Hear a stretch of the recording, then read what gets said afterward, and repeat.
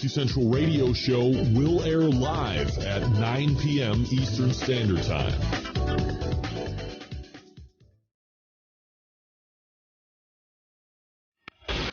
So to get that perfect barbecue, you use wood. Are you sure it's safe? Whatever. We put the lighter fluid on, strike the match, and oh! Should we call the fire department? That might be a good idea.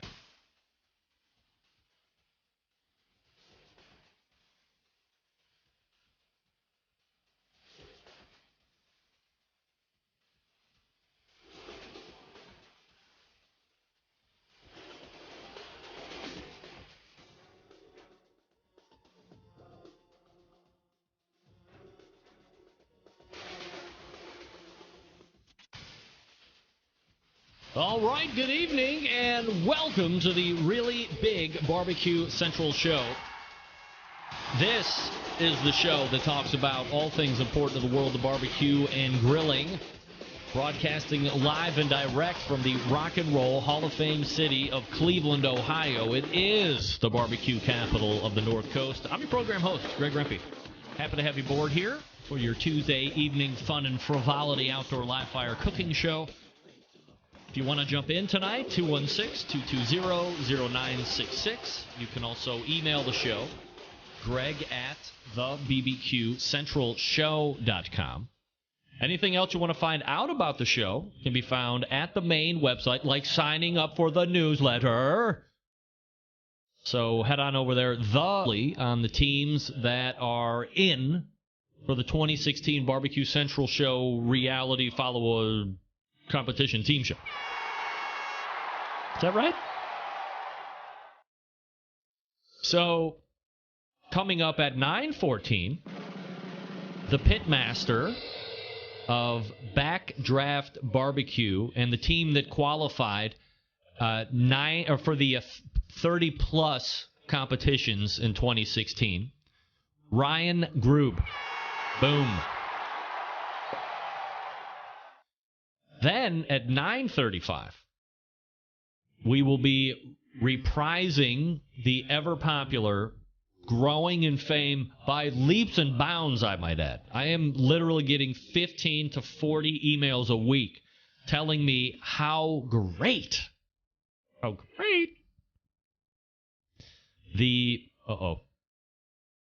Yeah, you guys are going to have to repop the feed.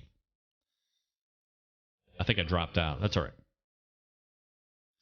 Literally telling me how incredible can a freshman say it is. We revive it at 9:35. And then we will move to the second hour. At 10:14, we will have one of the two teams that have qualified for that 15 to 20, maybe 25 competition range. The pitmaster of Momma and Papa Joe's barbecue team, Clarence Joseph. Hook it up. CJ and I will chat. And then 10:35 is open, so we might look into seeing some recaps of 2015, the highlights. If you have a particular highlight of a show this year, or a memory, or a guest, or whatever, I have reserved the last segment of the last show of 2015 to be open for us to talk about that and do all that fun stuff. So there's your show. Ryan Grob, can a freshman say it? Clarence Joseph, and open. Wow. What a great show. Jam-packed for the end of the year. All right, so look, as I ask you each and every week, let everybody know the show's on. Blast off an email, make a Facebook post or a tweet. Let everybody know that you are watching the show on these links. You can get the audio on the main website, thebbqcentralshow.com. There's a huge red button. It says like listen live or streaming now or something along those lines. You can do it that way. That redirects you right over to the, what's the name of that app? TuneIn Radio. Jeez, oh Pete. It says on air. Thank you, Patrick. It takes you right over to the TuneIn Radio website, but there is an app for that too. So if you've ever wanted to listen to the show like on your phone while you're on the road or in the airport or whatever, You can download the TuneIn Radio app on your Android device or your iPhone. They are for free. They have a free platform and a free platform, so choose whichever you like. And you can not only get the show live on Tuesdays through TuneIn, it will play all of the recent shows since like 2014. I think I might have 2 years in the bullpen right now. So if you miss this show live, it replays the whole next day. So all day Wednesday, this show tonight will play for 24 hours, and then we go into the replays of the last 2 years. Now you can also get the show on Roku, so maybe you got a Roku for Christmas. How about that? Good for you. Congratulations. Go to the App Store in Roku and find Outdoor Cooking Channel and then download that app. Not only do you have a host of archives there from all the shows that Kevin has on his channel, but you have the live feed as well. You can watch it right from your TV. In fact, my parents watch this show and Chad's show previous right on their Roku each and every week. They take pictures of it just because they think that maybe I don't think that they're really doing that and say, yeah, we're here. We're really doing it. So that's the way you can get it as well. And it's on a number of other IP television platforms. IPTV is like what Roku is, Internet Protocol Television, by the way. So number of ways you can get the show. Of course, you can get the replays through iTunes like the majority of you do. It's on all the podcast feeds. Blueberry.com has it as well, so check them out. As I mentioned last week, let's see. On the main website, on my site, barbecuecentralshow.com, up at the top, there's a little link. It says Amazon.com. If you click on that, don't worry about the drop-down menu, but if you click on Amazon.com, that will pitch you to Amazon.com. But I've set up an affiliate link, so anything you buy through Amazon, through that link, kicks the show back a very small percentage. That money I use to reinvest into the production of the show. Something simple for everybody, doesn't cost anybody anything extra than Amazon paying me for driving traffic to them. So if you use Amazon, and by the way, who doesn't use Amazon? I mean, they could charge $200 a year for Prime. That has to be worth it. I ordered stuff on Saturday. It came today. This microphone stand I ordered on Sunday, it's here. It's here. What's not worth that? It's so good. I can't wait until I get my first drone delivery. It's going to be so exciting. So I ask humbly, if you shop through Amazon or you want something through Amazon, please let me know. All right, let me talk to you quickly about some of the other stories that Pork Barrel Barbecue was covering. Last week, we talked about Famous Dave, and then we also talked about the TV shows of barbecue. Number 8, Fire Up the Grill Steak Cook-Off popularity sizzles, and I agree with that. It's a good story. Number 7, on top of the world, barbecue wins World Food Championships. Thank God, about time. Congratulations to them. Number 6, Merry Christmas year-round, barbecue gives back. That's a nice expose or article, I guess, on Operation Barbecue Relief in the KCBS. Number 5, you don't know Jack, but Tuffy Stone does. Cool Smoke wins second Jack Daniel World Championship Invitational Barbecue. And the number 4 story was the American Royal moving out of the original location into Arrowhead Stadium this year. Number 3 was Stubbs. I didn't even know this, by the way. Maybe you didn't know this. Show me the money. Stubbs, legendary barbecue brand, sells to McCormick for $100 million. Wow!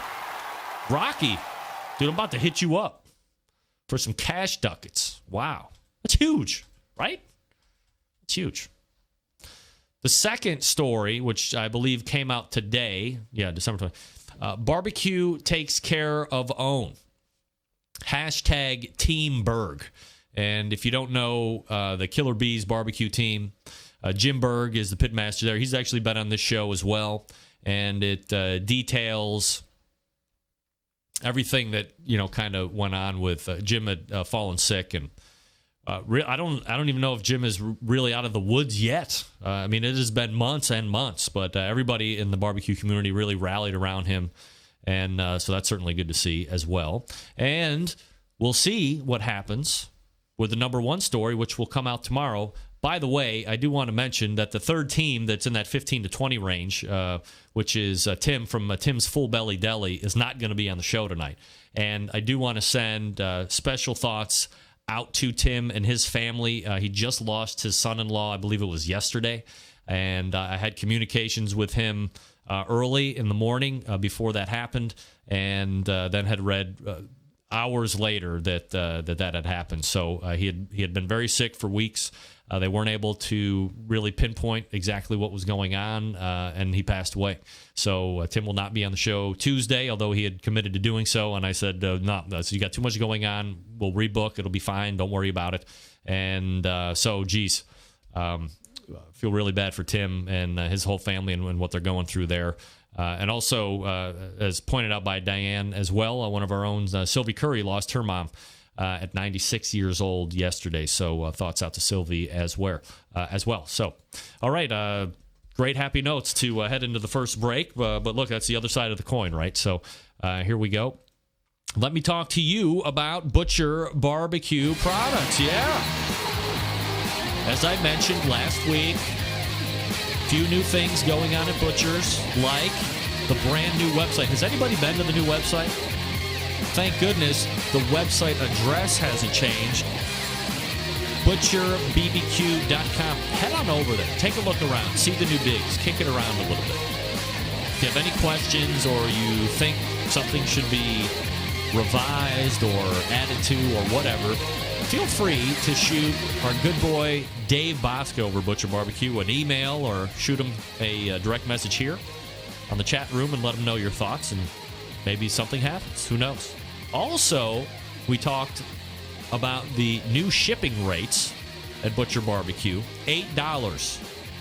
$8 for anything you order.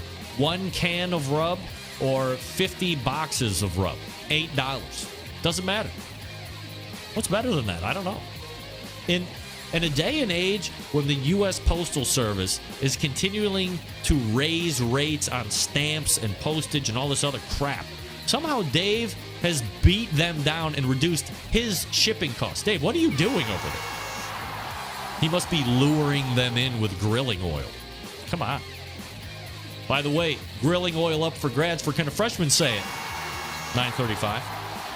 If you're looking for the go-to rubs and sauces, ButcherBBQ.com has everything to take care of you. Also, the grilling oils, as I just mentioned. Also, maybe you've bought a crazy injection from some other commercial manufacturer, and you've realized, this doesn't taste very good, or this hasn't helped improve my scores. Well, what are you going to do? Before, you had to throw it away. You had to take the kick in the balls from the wife about wasting money. Not anymore. Go to the trade-in link at Dave's website. Print off the sheet. Send your commercial injection to Dave. He will weigh it. And then in return, he will send you some of his product. Whether it is the beef injection or the pork injection or the prime injection or the bird booster. You tell him what you want. He'll send you back that weight in return of his products. He's making his own customers happy. He's making his competition's customers happy as well. And the sauce. Please, oh please, oh please. The sweet barbecue sauce, some of the best stuff out there. Get a box of 6. It's going to go fast. So head on over to the new ButcherBBQ.com. Again, that's ButcherBBQ.com. Stock up now. Butcher BBQ. Always trust your butcher. Thanks to Dave for support this year. We're looking forward to a healthy 2016 for both sides. And we have Backdraft Barbecue coming up out of the break to lay foundation for the reality radio show that will be taking place between the Barbecue Central show and him in 2016. Stick around. We'll be right back.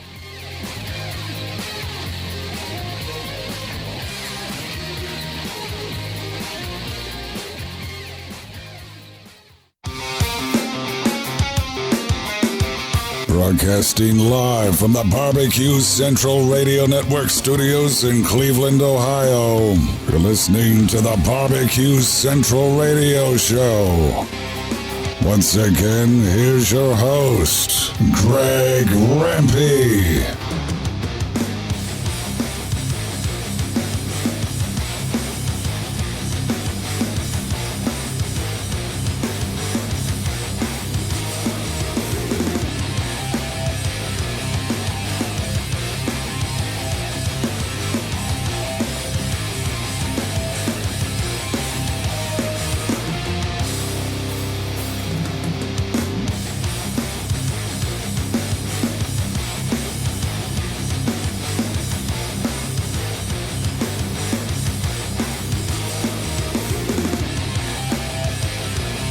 are back.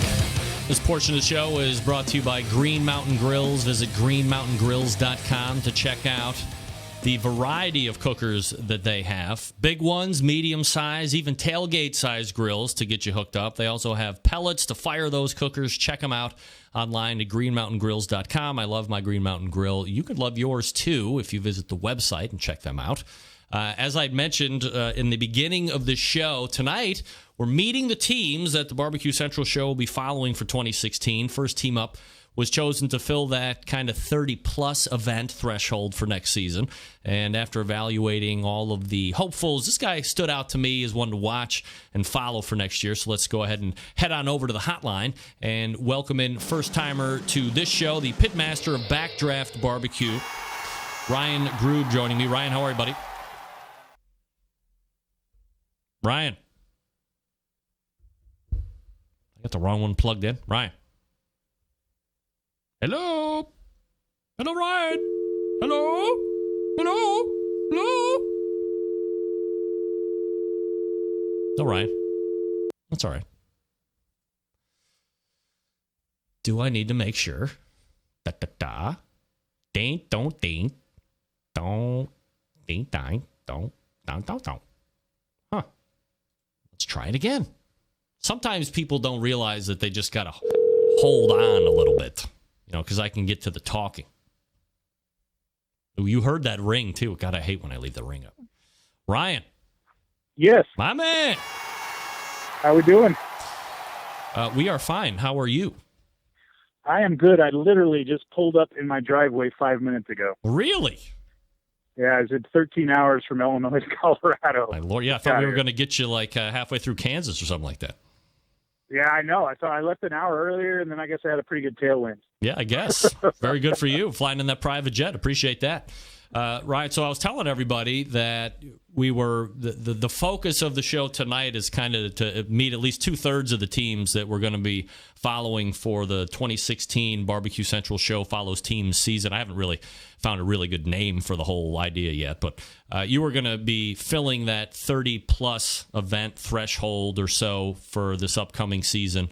And I guess before we kind of talk about that endeavor and that goal, to me, there were a number of applicants that sent in, hey, I want to do this, and I'm kind of weeding through stuff. But, of course, there's a whole nother side to that, which is you wanting to be willing to take part in a kind of show-it-all type show, if you will. So I guess the first question to you is, what's the draw for you to want to be a team to kind of be followed around and asked to kind of spill your guts when you're on the show each and every time?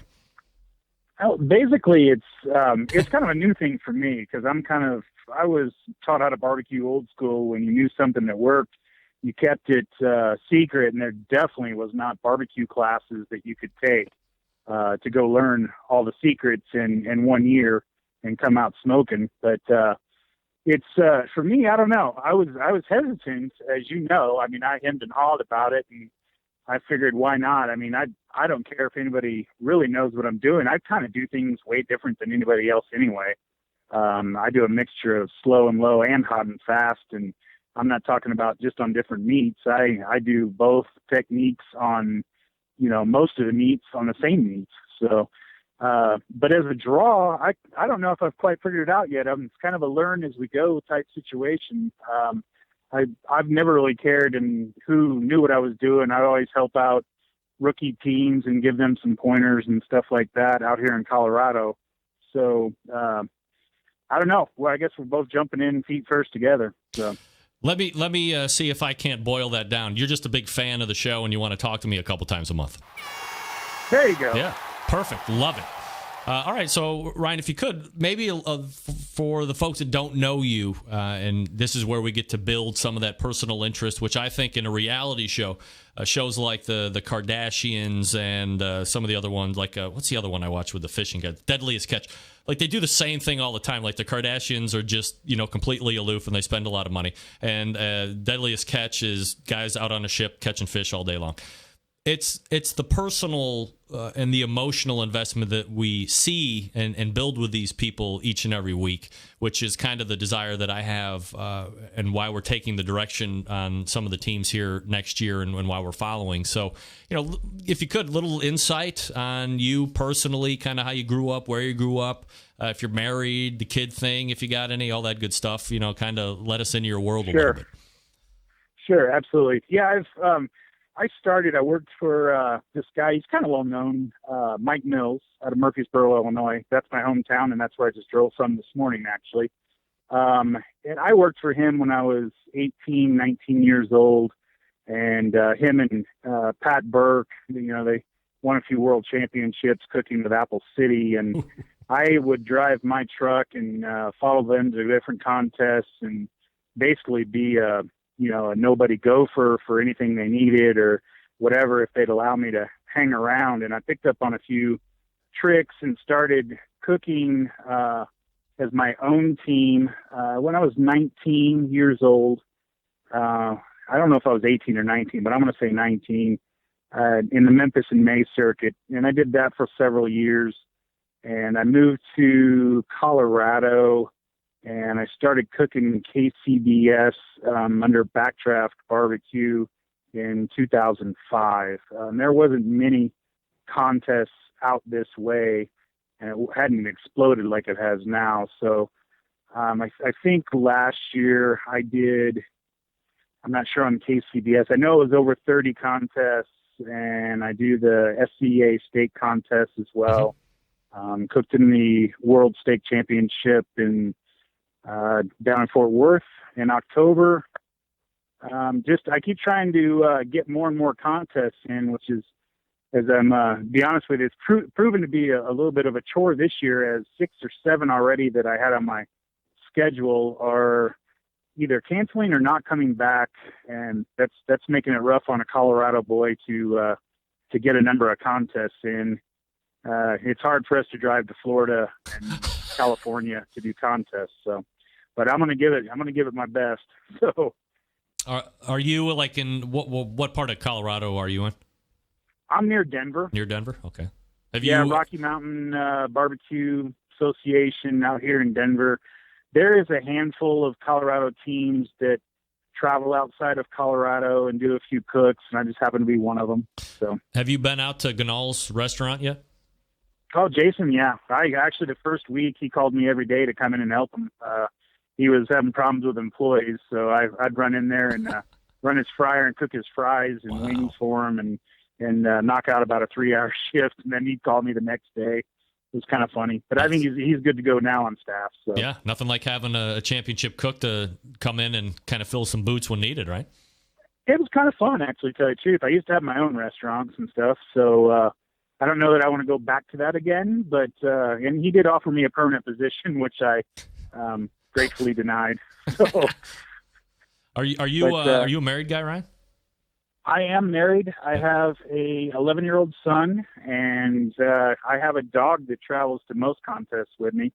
My son plays a lot of baseball, competitive baseball, which I actually am the assistant coach on the team as well. So there's a lot of times I'm leaving on a Thursday night after his game and driving 500 miles into a contest and then packing up after the awards and taking off to make a Sunday tournament in the morning all the way back in Denver. So it gets kind of choring, but I wouldn't change anything about it. What year did you specifically start competing again? 1992. Wow, 92. All right, so that was the year I graduated high school. I graduated in 91, yeah. And I might have done one in 91, but I'm going to say 92 to be safe. I know my first call in ribs was in 93, so I didn't get anything the first year or so. So this was all was it MBN back then? Like the Memphis Barbecue Network stuff? Memphis and May, where they do the on-site judging and the same teams pretty much won every week wherever you went, and it was kind of interesting. I did my 21st birthday in I don't know if I'm pronouncing it right, Apopka, Florida. Apopka, yeah.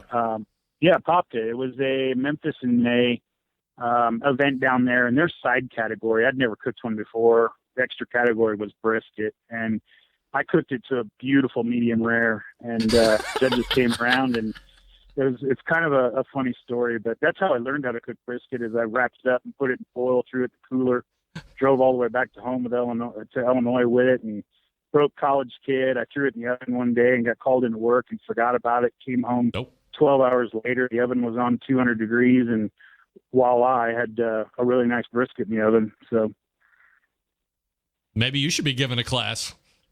You know what people ask me to do classes on is I'm kind of known around here for traveling bites and being a minimalist.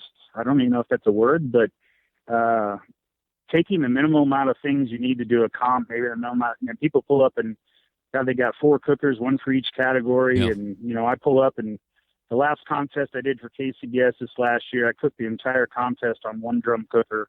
Didn't even take a trailer. I put the drum on a luggage rack on the back of my Dodge Magnum and slept in the back of the Magnum and went and did that. And I actually had a really good cook. So it has all the markings and shades of one Harry Sue from Slap Yo Daddy, who really considers, I think that's the first guy I'd ever heard use the term like barbecue minimalist. And he was taking it to a point where not only was he cooking on one 18.5-inch Weber Smoky Mountain, but he was also then trying to engineer smaller versions of that and smaller versions of a kettle or something where he could literally use like a couple pieces of charcoal and then that was it, and reduce carbon footprint and do all this other stuff. So you might be one of two. He'd pack 2 teams in that van too as well. So yeah, that's right. I mean, it's incredible. So I think that kind of goes to show too, Ryan, that it's not how much money you're sinking into the competition team. It's still how well you can cook. Yeah, that has a ton to do with it, definitely. So from somebody like me that's never really taken a class or done anything like that, I've pretty much, and I went through a lot of years of trial and error and trying to figure it out. And some weeks it still doesn't work. So, but we do pretty successful in Colorado and Rocky Mountain area. I think my main goal is I do get out and cook outside of Colorado. I mean, I've cooked in Green Bay, Wisconsin. I cook in Illinois, New Mexico, Arizona, Utah, surrounding areas, South Dakota, Wyoming, all those, Montana. But and I've had success in that. But I still have never won a grand champion outside of Colorado, and to me, that's my goal this year. So. You're cooking in places that are traditionally seen as elevated areas, Colorado, New Mexico, Montana. Have you had to learn kind of the thinner air cooking techniques, or do you find that there isn't really that big of a difference between elevations that you have to contend with? There is a difference, but that's my normal cooking. I've done a lot of contests at 10,000 feet where cooks come from Kansas and come up and then they get in big trouble. But for me, it's more of a challenge to go down to Kansas and cook, where they're going to, or Oklahoma, where they're going to be in their background. So that is probably where the reputation of Colorado teams can't cook real well out of their element. And part of that I would agree with. There's, a handful of teams that do well, but it's definitely a learning curve. I know you cook up in Frisco, Colorado, your brisket will not go past an internal temperature of 197 no matter how long you cook it and what temp you cook it at. It will stall out and not go any higher. And you have to catch it at the perfect spot. Yep. Because when it first hits 197, she's not going to be done. But it's a matter of, how much time until it is done. So it's definitely a challenge. Ryan Group from Backdraft Barbecue joining us on the show. He's the team that's been selected to be in the 30-plus category of teams that we're going to be following all next competition season. Ryan, when are you gearing up to start 2016? I actually, not this weekend, but next weekend. The first contest of the year is right here in Denver at the National Western Stock Show. And it's a RLQ event, and there are some really nice teams. I know David from Butcher BBQ's coming. I cooked many years next to him at the American Royal. He's a good friend. and I think it's his first time cooking in Colorado as well. So it should be a really good event. And then I do believe the court site the 2 weeks after that got canceled, so that would have been my second. I'm actually still looking for my second event right now, so probably going to go to Oklahoma in March.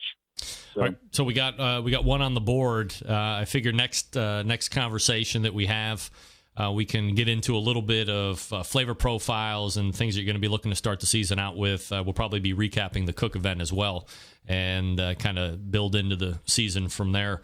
Let me ask you one quick question before I let you go, and it is competition related, Ryan.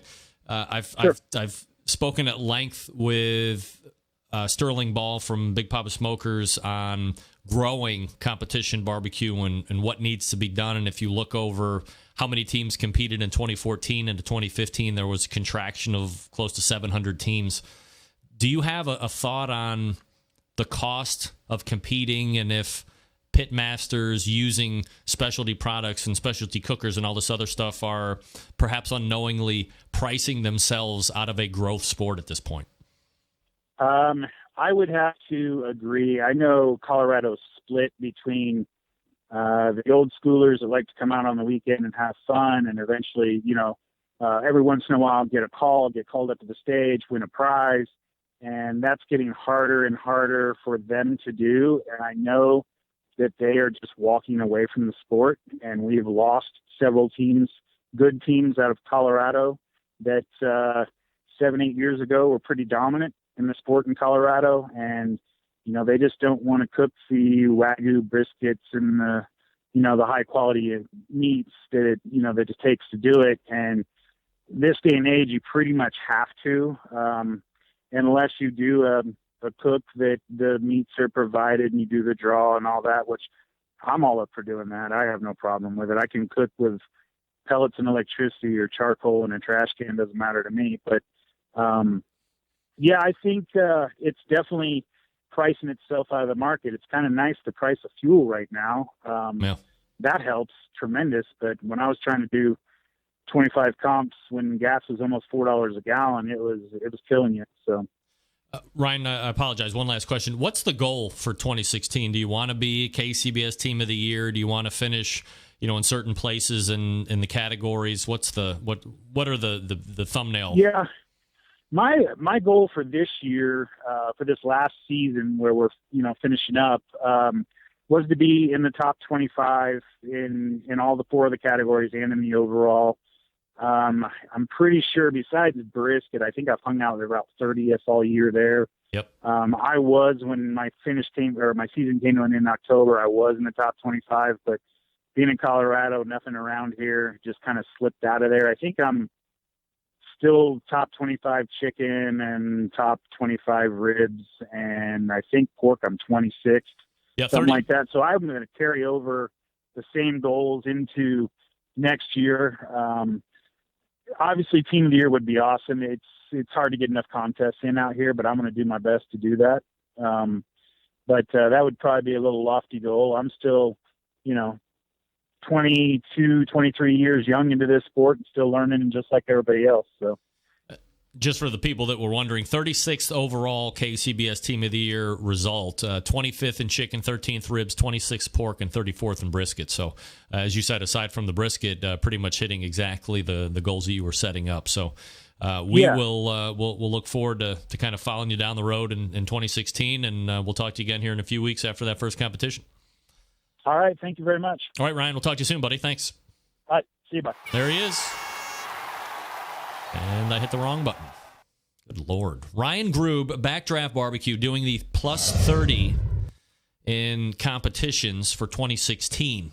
So very excited. See, that's what I was talking about. If you tuned into the barbecue, if you tuned into the pre-barbecue Central show, known as the Whiskey Been in the Pit show, everybody. Hey, everybody, it's my show too. At the very end, Chad asked me what makes a good guest. In the end, it's the guest, and it's the passion and the excitement that they're bringing when they're talking. Ryan he's going to be a great guest. I know CJ's going to be a great guest too. I've talked to Tim from Tim's Full Belly Deli on the phone. I know he's going to be a good guest. So good luck to Ryan and Backdraft Barbecue as they go to compete in 2 weeks' time. Let me talk to you quickly about the longest-running sponsor of the show, located in Warminster, Pennsylvania, the BBQ Guru. Gang, if you have been thinking about automatic pit temperature control devices for your cookers, stop here. This is the company that started it all. They are the creators of this technology. Why are you going to buy from any other company? I don't know. If you're not familiar with how these little beauties work, I don't get into the minutia, but imagine a product that allows you to set your pit temperatures in one set, keeps it running at that temperature all the way through the cook. Sound too good to be true? It's not. It's real life. You can take advantage of this technology today because maybe you're a busy working professional or you're constantly on the run with kids doing errands. Quite frankly, you just don't have the time to set around and tend pit temperatures.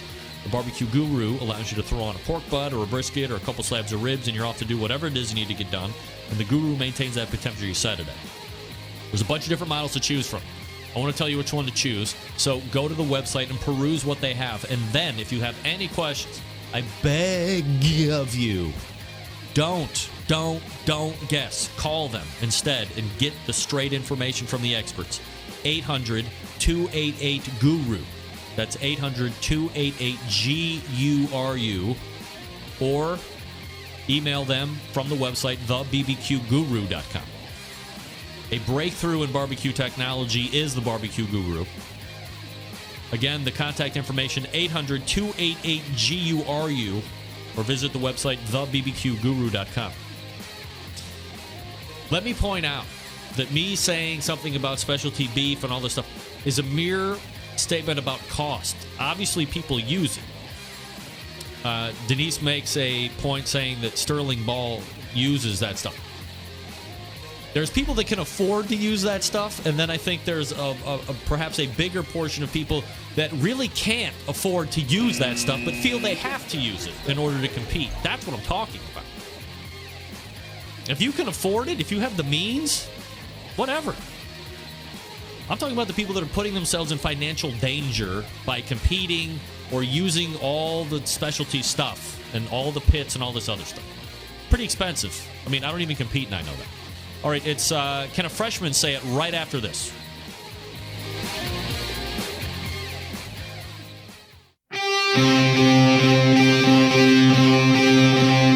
Get in the smoke. Call 877-448-0433 to get on the air. Now, here's your host, Greg Rempe.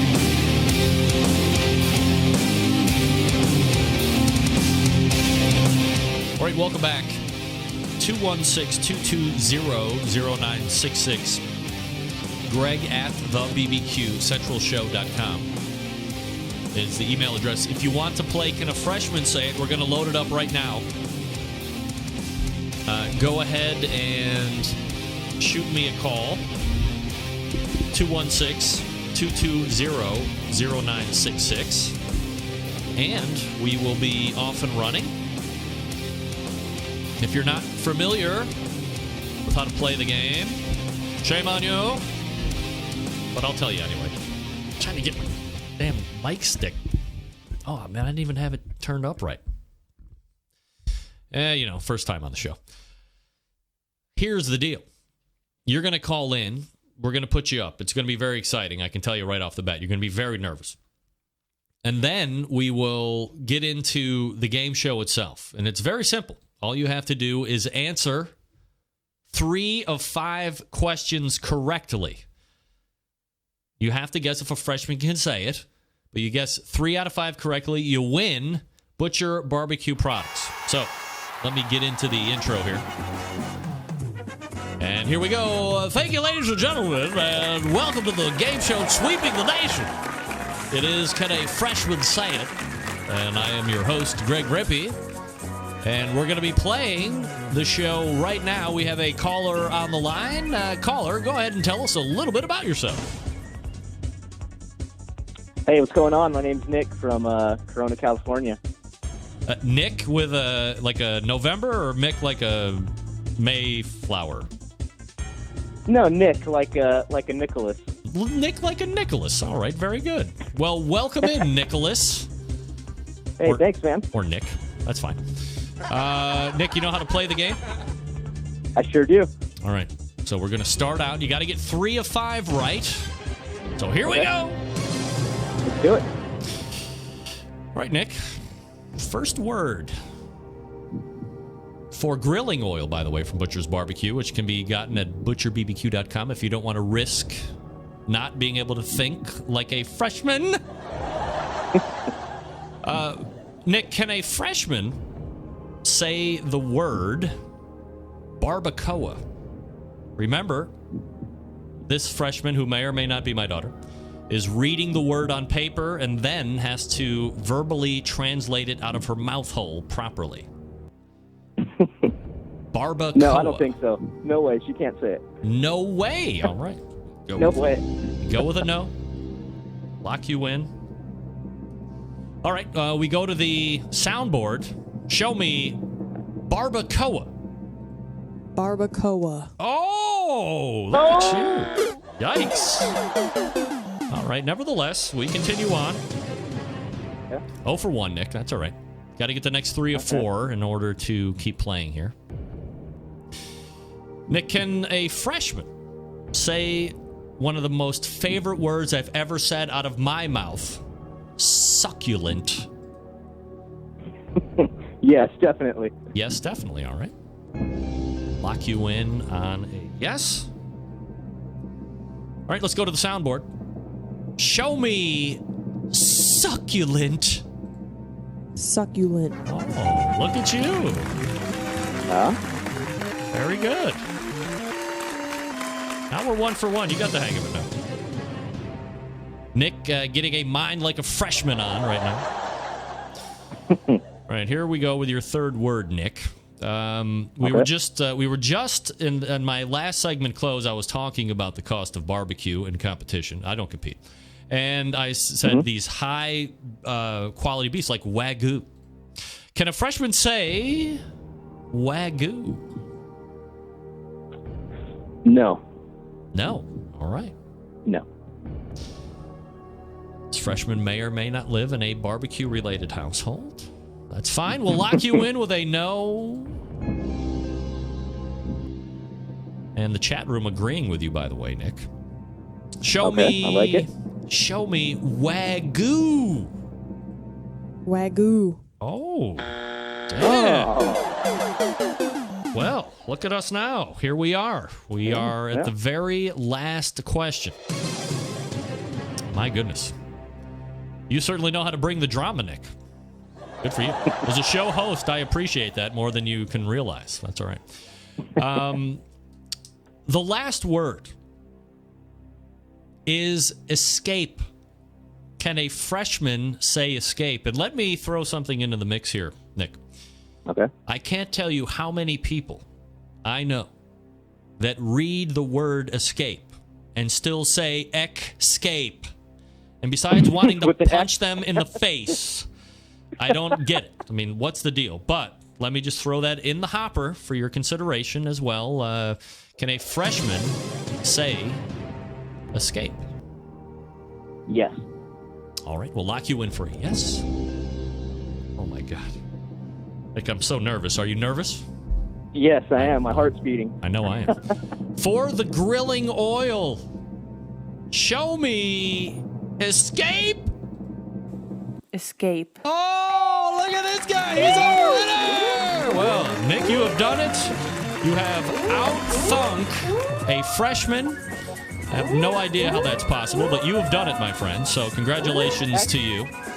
All you need to do is send me your shipping information to greg@thebbqcentralshow.com. And Dave Bosca from Butcher BBQ will be happy to send you a 3-pack of the grilling oils, which you will absolutely love because, most of all, they're delicious, and second of all, it's shelf stable, so you can keep it right out there and use it all the time. Thanks for calling in tonight, Nick. Appreciate it. Cool. Thanks, man. I appreciate it. Yeah, you got it. There he is. It's Nick, everybody. Yeah. Hey, Nick. Very good. Oh, sweet blue. That's right, sweet blue. Well, that was fun. Now, because it is the new year, I actually have a whole nother game on deck. This game show was called Can a 7th grader say it? Yeah! So bring it on, ladies and gentlemen. 216-220-0966. Call in and play the newest game that'll be sweeping the nation. Can a 7th grader say it? I will be giving you prizes out of my very own prize closet. Stock full of West Coast offense stuff, injection stuff, sauce stuff. It's a prize pack upwards of $17 or $18, Polly. Yeah. 216-220-0966. And we'll get you right up to talk about, or not to talk about, but to play the game show. It's fun and exciting. All right, we'll wait for somebody to call. Got to get back to my notes here. Good Lord. Thanks, by the way, thanks again to Ryan Grob, who will be offering himself to the general Barbecue Central consuming public all next year. Remember, if you're new to the show, in 2016, I will be following 3 different teams. 2 of them are in that 15 to 25 contest range, and Ryan is expressly selected for the 30-plus event range. And as he said on his own accord, by the way, that it's got to be tough for him because he is going to be playing as a father of a daughter who is a very high-level athlete at 14 years old, and the time requirement it takes, just in a logistics standpoint, for me and my wife to get her to practices and then to tournaments, and now playing at a higher level on the volleyball side. These tournaments could be 2 days instead of 1 day now, to leave and compete and then be back for a tournament on Sunday. I mean, whoa, that's going to be taking a toll over the course of 12 months. So it'll be very interesting to get that dynamic and how that may or may not affect him at his cooks and the competition side of things, and then making sure that he's getting enough time at home and making sure everybody's good on that side too. A lot of responsibilities there. So thanks to Ryan for coming on. Again, CJ, Clarence Joseph, will be joining us in the second hour to talk about a little groundwork on him before we go into the competition foray with him in 2016. All right. Had someone on the line there and then lost someone on the line there. See, I don't know. Like, why am I even going to be friends with this person on Facebook? I see all the other people that are friends with this person on Facebook, and I look at one of this person's pictures. I have no idea why I would even want to be friends. Some people just love friends. I mean, don't get me wrong. I'm a friend whore on Facebook. I accept pretty much everybody. But if it looks weird, I'm going to click on your particular page and see if you just don't have a bunch of nudie pics up there. I want no nudie pics. Not up in here. Get that big stuff out of here. Ain't nobody got time for that. That's right, Sweet Brown. Let me make sure. All right, Dave, I do not have shipping information on Nick yet, so as soon as I get it, I will go ahead and pass it along to him. This will be the last show of the year. Jason King loves nudes, by the way. Of course. You know, I've said it time and time again. In this technology-driven world and all of the advances and all of the things that you have at your fingertips and everything that you kind of have to pay for on the internet now, did anyone ever think that at your fingertips at any second, any time of the day, 24/7, 365, porno would be free? I mean, I know there's a lot of money going on in the porn industry, but There is so much free porno out there. I couldn't believe that has not somehow gotten gobbled up by you got to pay to have any type of access to any. There is just nudity all over the place. I love it. I hope that never goes away. It's crazy. It just blows my mind that there is that much free porn on the internet still. It's crazy. That, and maybe if we're doing stories, who turned the channel? Come on, Steve. And by the way, Jason King brings up a good point in the chat room. Maybe the story of 2015 isn't anything about racial tensions or gay and lesbian weddings or the cost of doing barbecue competitions or anything like that. Maybe it is the fact that a well-known porn rag, Playboy, has done away with nudes. Jason has canceled his subscription. A lot of people will tell you that they read it for the articles. Jason reads it for the naked women. Yeah. You know why everybody else reads it. I mean, there is a magazine. Uh-oh. Wow, I've never, ever... That's the biggest news story of the year. It just happened. I sneezed on the show. I've never done that before. Never, ever. Never done it. A well-known porn rag like Playboy has gotten so jacked up on itself by hearing over and over again, I just read it for the article. I just read it for the article. Let me tell you, if you're doing your audience survey of why do you read Playboy and these guys sound like this, I just read it for the articles. Liars. Every one of them. Anybody who sounds like that is reading it for the pictures, okay? I just read it for the articles. I read it for the Jackie Martlin joke page.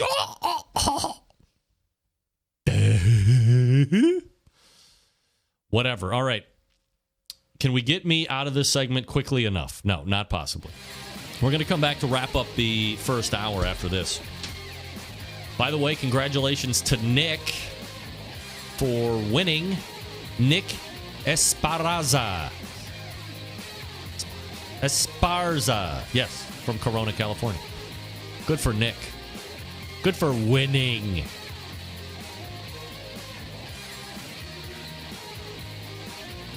Folks, if you didn't know by now, and I've told you time and time again, Big Poppa Smokers is the one-stop online shop for anyone interested in barbecue.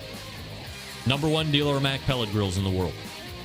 Big Poppa Smokers features a wide selection of American-made grills and smokers, such as the Old Hickory Ace BP, Gateway Drum Smoker, even a drum kit that gives you everything you need to make a world-class smoker out of a 55-gallon drum. Big Poppa Smokers also has made a name for itself in recent years by crafting an award-winning line of championship rubs from flavors like Sweet Money to Happy Ending. Their rubs have had a hand in winning almost every major barbecue competition, including the 2012 and 13 American Royal, the 2012 and 14 Jack Daniels, the 2014 Houston Livestock and Rodeo, I think the 2015 King of the Smoker, all that. They win a lot, right? BPS can't be pigeonholed into competitive barbecue either. BPS has become so well known, they've been picked up by a nationwide restaurant chain. BJ's Restaurant and Brew House, with 4 of the 9 rubs featured on their permanent menu, amid glowing reviews, BPS rubs have proven to be a great addition to anyone's pantry. Big Poppa's also banded together with fellow California-based rub company Simply Marvelous Barbecue to form what has now become known as the West Coast Offense. Defying conventional wisdom, these 2 California-based rub makers have cornered the market on competitive barbecue and begun to redefine the flavor profiles that competitive cooks from across the country have begun to aim for. BPS features an online meat locker with top-quality meats from Snake River Farms, shipped right to your door, from the American Kobe beef, the Kurabuta pork, the Double R Ranch meats. Big Poppa's Meat Locker has something for every type of barbecue and grilling aficionado. Committed to bringing you the best flavors on the market. That's why they offer you a fine swine sauce, Granny's barbecue sauce, Swamp Boy sauce. New kids on the block this season. Who will the new kids on the block be next season? Stay tuned. BPS also has the Elite Team, featuring 15 of the best competition teams in the country working together to promote camaraderie, competition, barbecue, and benefiting children's charities across the U.S. Keep in mind, BPS doing this in only almost 6 years of being in the biz, turning the competition world on its head, providing customers with the very best barbecue products, becoming a staple of a nationwide restaurant chain, and, most importantly, benefiting children's charities across the U.S. Just the beginning for Big Poppa Smokers. All right, we will be back to wrap up the first hour right after this. Phone calls, emails at 10:35. It's an open segment. We'll be right back. Stick around.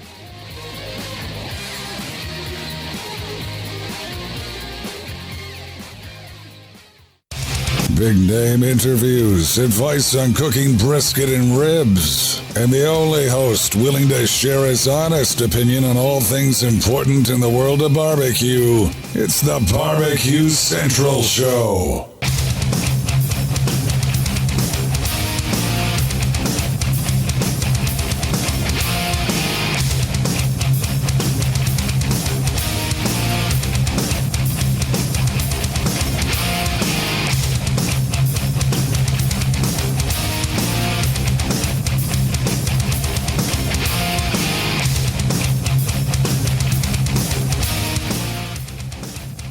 This portion of the Barbecue Central Show is being brought to you by CookinPellets.com, your number one source for quality wood pellets for all your pellet-driven cookers. Visit CookinPellets.com for more info or to purchase. You can also visit Amazon.com to purchase as well.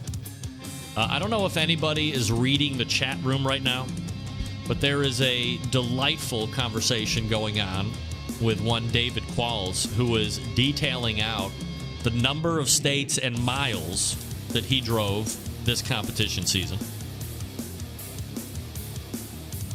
18 states. I'm no mathematician, but let's see. 18. Carry the 1. 7 divided by. That's roughly 97% of the states in the union. Wow, look at that guy. Also, 40...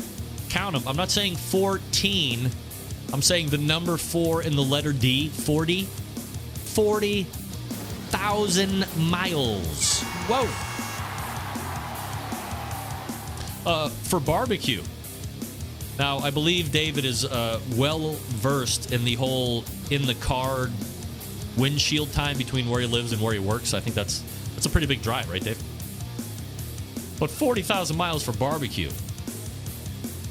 And for finishing second. I mean, Dave, I don't want to be the guy that points out the obvious here, but you finished a little short, pal, so you need to do 80,000 next year to win. Let's go. Come on.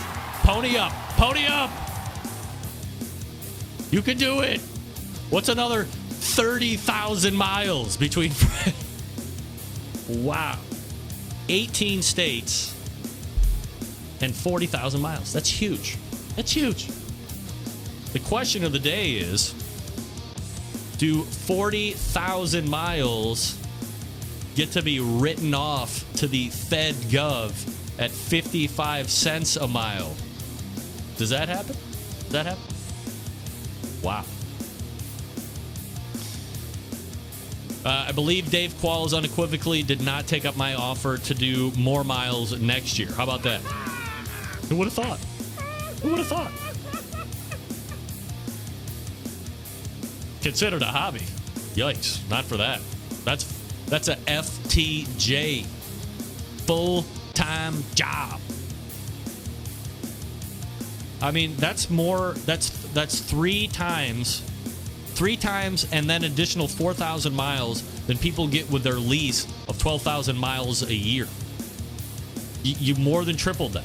If you were leasing your car right now, you would be in charge. You'll have some planning to do. All right, let's load up for the second hour. Gonna refresh my Cabernet Sauvignon out of a box because I'm high class. But at least I got a big-ass glass. I suggest you do the same. And we'll see you back here for the second hour. You're listening and watching the Barbecue Central Show. Last one of the year, folks. Stick around. We'll be right back.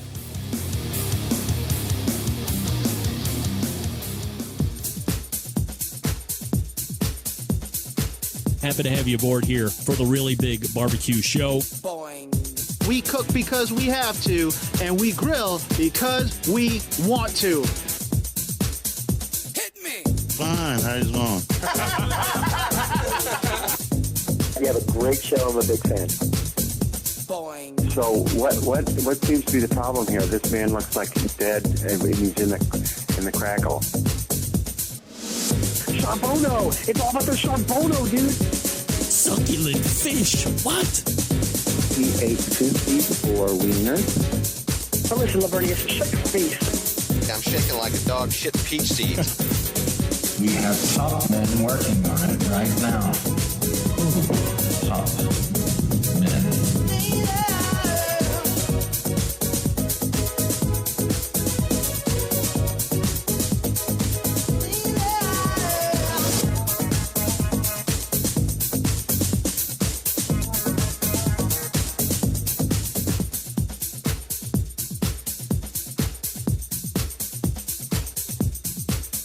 Boing.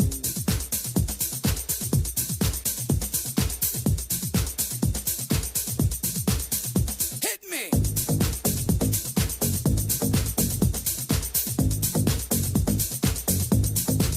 All right, just like that, we are into the second hour. Just like that. Friends and family, you have found the Barbecue Central show right here on the Barbecue Central radio networks. This is the show that talks about all things important in the world of barbecue and grilling, broadcasting live and direct from the Rock and Roll Hall of Fame city of Cleveland, Ohio, the barbecue capital of the North Coast. I'm Greg Rempe. I am your host. And thanks for hanging out with me here for the second hour. If you missed the first hour, shame on you. You've missed the time. What have you been doing? You can get the show on podcast, on replay at a number of different places. Here on this website, Outdoor Cooking Channel, iTunes will have it up first and quicker than anybody else. So you can get everything that happened in the first hour right around midnight tonight. If you just can't wait to get your hands on it until tomorrow, and you need to have it right now. So like 11:59, the download becomes available. I've been getting some emails over the last couple weeks since we've moved into the new studio confines, which you can't see because I run a green screen here. But why do you reach off to the side like this at the end of your segments? It's because on top of the door, let me see, actually, I might have a picture.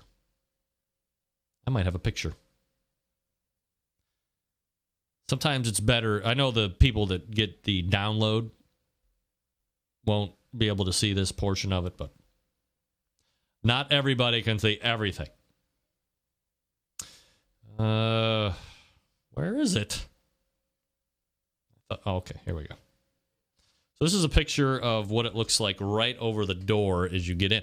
I have an on-air sign. So when, like right now, that is lit up. And then when I am in between breaks, I flip the switch down and then the light goes off. And then if, like my show producer or my intern or whatever needs to come in and see me, they can come in. Then when it goes back on, people know I'm on the air, and it better be an emergency or a guest is being ushered in to go live on the show because we have somebody scheduled in, which is rare. I have a great new guest portion over on the other side of my studio right now that is just yearning to be used. So if you are going to be in the Cleveland area at any point, feel free to drop me a line. Tell me you're going to be up here. You'd like to come in and sit. I mean, of course, it helps if you're going to be here on a Tuesday between the hours of 9 and 11. Like, really, that's key. Aside from you being here live, it's key that you're here Tuesday between 9 and 11. And then we'll set you up. I have that whole wall is green screened. I can fit you back in. It'll be wonderful. I got your own microphone. Wow, your own lighting. It's fabulous. A huge band. I'm going to do a video tour probably at some point. This is what I wanted to tell you about last week. Couldn't find out. I know this is news you've been waiting for. This is the show that gives you odd news. I've saved it for the last show of the year. Research shows your farts can prevent cancer and are good for people around you. Yeah, that's right.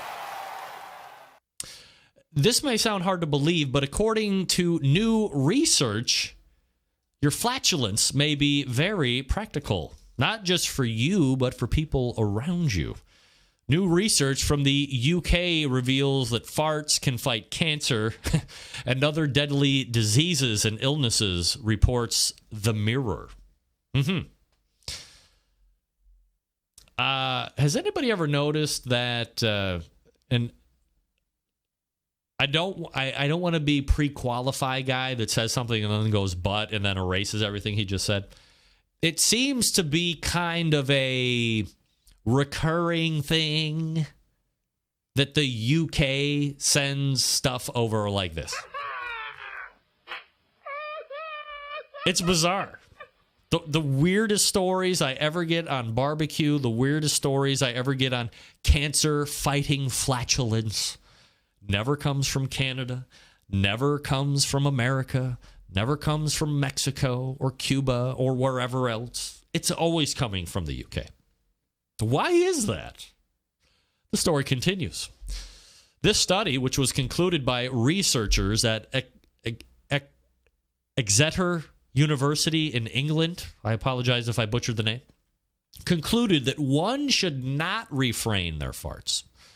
On the contrary, it is healthy for you and even those around you if you release them. Human gases contain hydrogen sulfide, which in large doses may be toxic.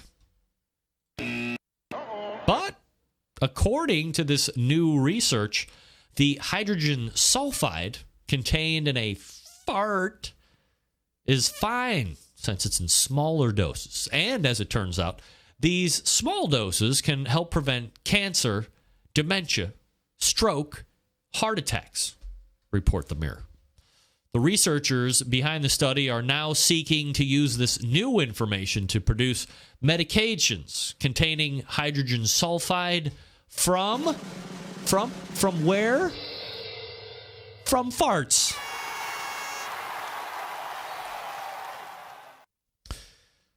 If one of the most ruthless products out there on the market today, which we all know is liquid smoke, a additive that is made from distilling smoke into a liquid form and then putting it into a bottle. It's gross. It's the worst. If real smoke flavor is delicious and romantic, its liquid form is one of the most repulsive things you can ever put in your mouth or as a ingredient in a recipe or everything. It's the worst. Why would making medication from farts be any different than that? Right? Not that a regular fart is good and a distilled fart is going to be like worse or whatever.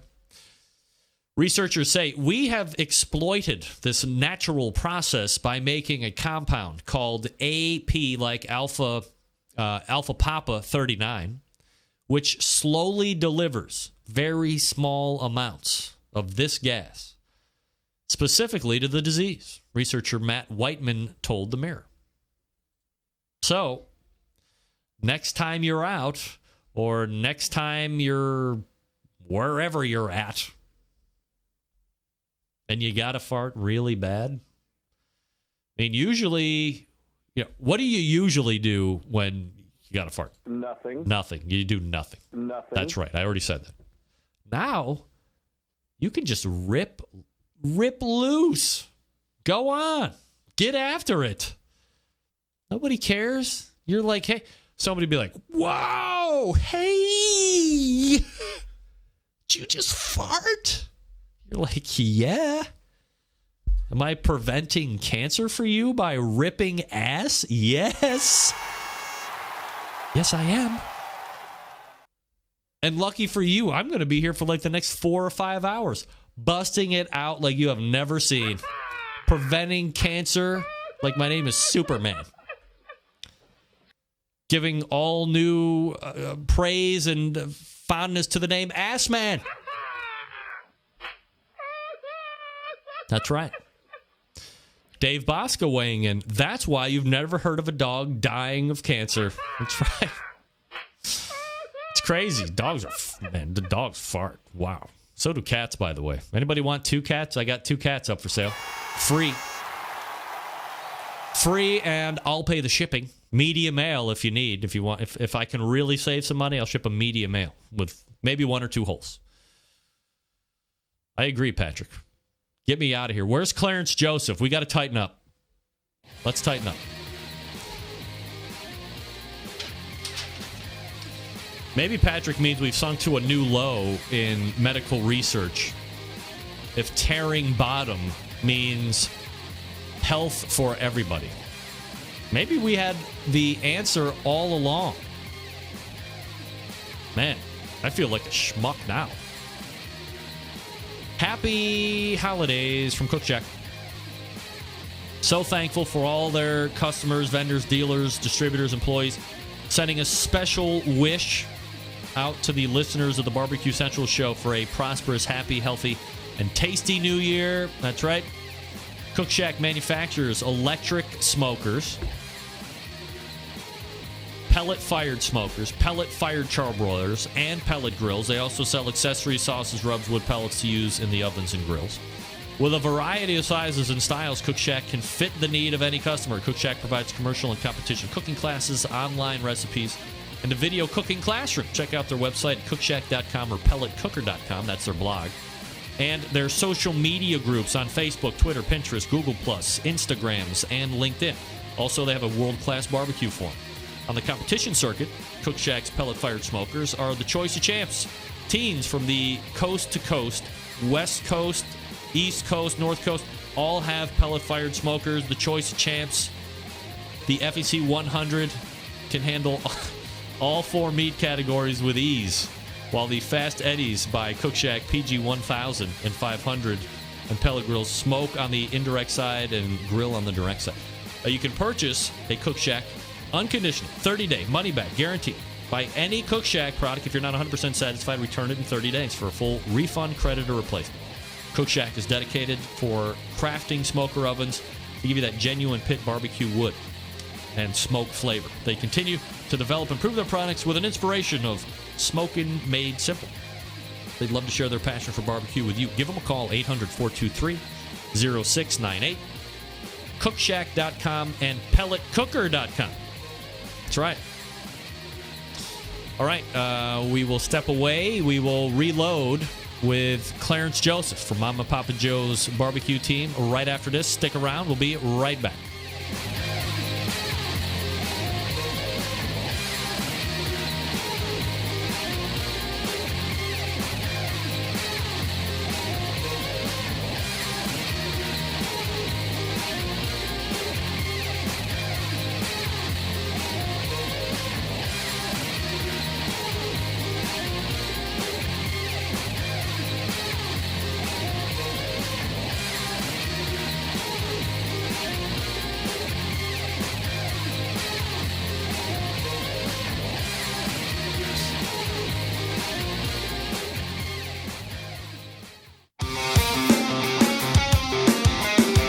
Broadcasting live from the Barbecue Central Radio Network studios in Cleveland, Ohio.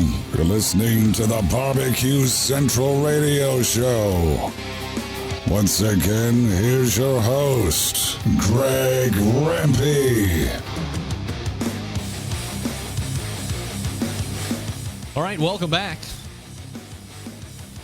We're locked and loaded. We met the first third of the teams that we are doing the Barbecue Central reality show of competition cooking teams. And now we're going to meet the 2/3, the second third. The next team, geez, my math is horrible. He is the pitmaster of Momma and Papa Joe's barbecue team. He is a cooking class instructor. He is a championship award-winning pitmaster and somebody that is falling into that 15 to 25 range. Let's go ahead and race over to the hotline and welcome in Clarence Joseph to the show. Clarence, how are you, buddy? CJ. Great. What's happening? Yo, how are you? All is well, baby. Good to hear you, man. Yeah, can you hear me all right? I got a little noise there. You good? Yeah, I've got you now. All right. I've got you now.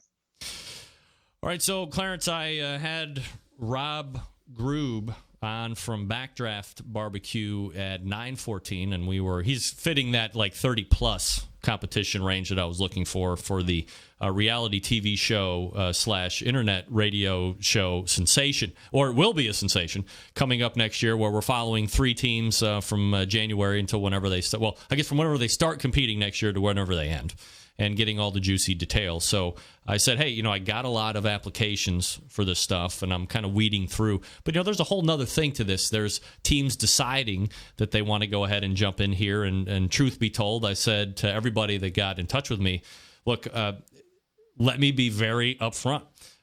I need to know and have access to everything that you're doing. It's not going to be for everybody. Plus, you got to have kind of a good personality, because we don't want to be on, 25, 26, 30 times during the course of a year and have somebody that sounds like, they just got up from a nap 5 minutes ago every single time they're on. So, a lot of things that you have to consider as a pitmaster to come on here. So, like, what's the draw for you? Why did you guys want to be a part of this? Greg, I would really love to get my name outside of Texas. I've developed a little bit of a following here in Texas, but outside of Texas, outside of the American Royale, I haven't cooked any other location. So I think being on this show, being one of the teams that you're going to follow, will help me make inroads into some areas outside of Texas. I'm venturing into Florida end of January for one of my first cooks outside of American Royale, outside of Texas. So I'm looking forward to it. Clarence Joseph joining me here on the show. His friends know him as CJ, and he is the pitmaster of Momma and Papa Joe's barbecue team. We're going to get into the whole how the team developed and kind of how you're doing all this stuff and what the goals are for 2016. But if we could kind of really back it all the way out, and maybe even look at it from as you're growing up, where you're from, what you're into job wise, and kids, married. All that stuff. Did you grow up around barbecue? All that good stuff. Believe it or not, Greg, I was born in Central America. I was born in Belize. Really? And came to the States when I was, give or take, 10 or 11. My mom's a great cook. I remember watching her doing a lot of cooking around the house. She never required much help, so I don't remember helping very much. But she's a great cook. And somewhere along the lines, I picked up a love of cooking. Not always barbecue. I remember starting out boiling ribs. And hopefully nobody none of my close friends are listening to me say that. But I do remember boiling ribs and my friends telling me how good they were. But it just led up to a love of barbecue. And I got into competition barbecue in a roundabout way. I had an Army buddy, Paul Carnell, and I. Paul Carnell's been on the show. He and I lived about 10 minutes from each other. Every weekend, we'd be cooking over one or the other's house, and always, ribbing each other about whose barbecue was better. And this is give or take 6-7 years ago. And the Pitmaster series first came on TV. And for us, it became the next step. If we thought our barbecue was that good, here's an opportunity to prove it. And we threw our hat in the ring with a makeshift team, not knowing a whole lot. I remember running out, spending a couple of $1,000s on pop-up tents, WSMs, the whole 9 yards. But we got into it, and he and I, we cooked together for a good solid 2 years. I'm a teacher, love to teach.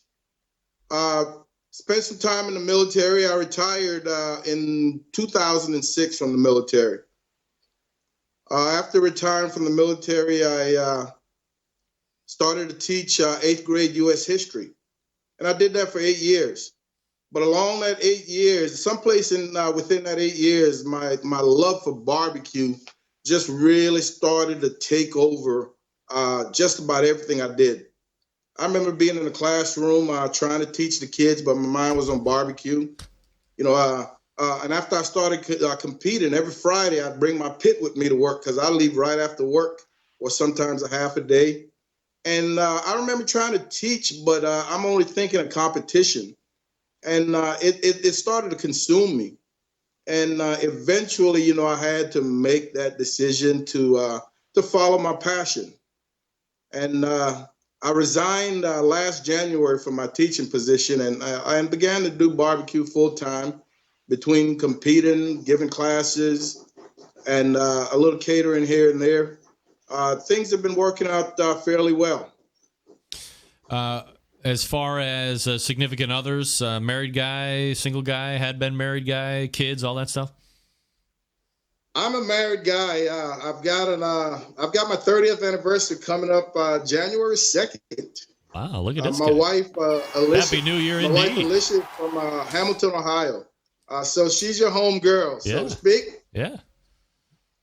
Well, we've been married 30 years. We've got a 21-year-old daughter who is now a senior at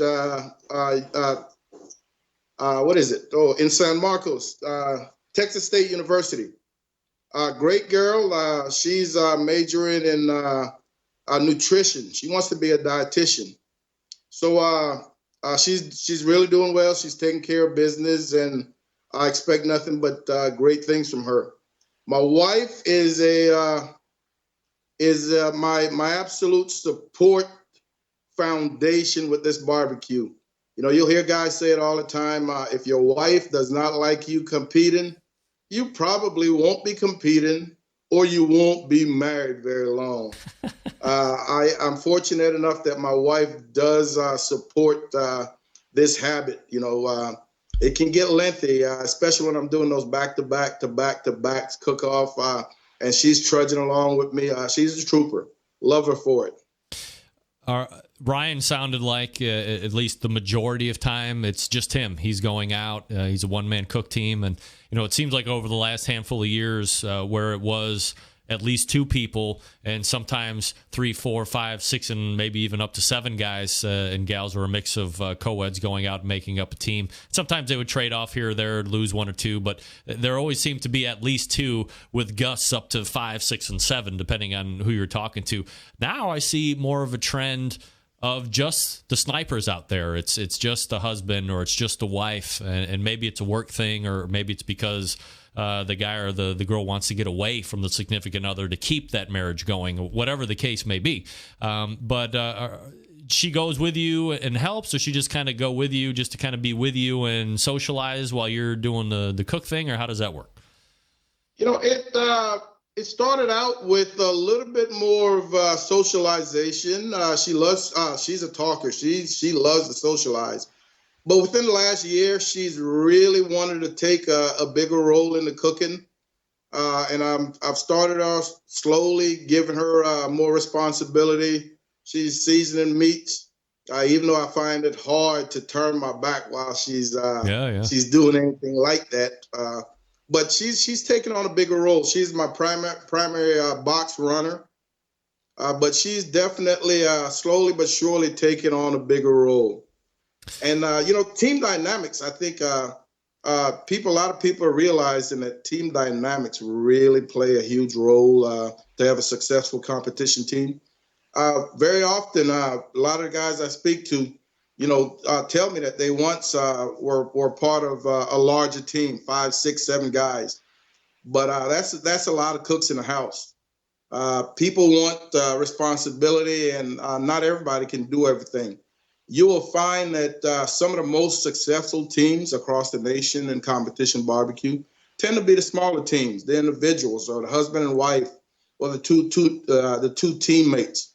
So team dynamics really play a huge role. Do you think that's just specific to the fact that, as you alluded to, there's not as many cooks in the kitchen, not as many offerings of advice, or do this or do that? Because obviously the more you have, the more input you get, and sometimes that's probably not to the benefit. I agree with the input, and there tend to be a lot of second guessing. Like I said, Paul Carnell and I started cooking together in 2006, and we cooked together for 2 years. And as we both got more and more comfortable in the competition game, we each wanted a larger role in terms of determining how things would be cooked, what would be turned in. And he's a very good friend of mine, and I really wanted to keep that friendship the way we had it. And internally, I just felt that eventually, if we kept going in the direction where both of us were sort of passive aggressive, struggling for control, eventually I think, we would have come to words or something, and it would have really destroyed the friendship to a degree, so to speak. So we made the decision, to cook by ourselves.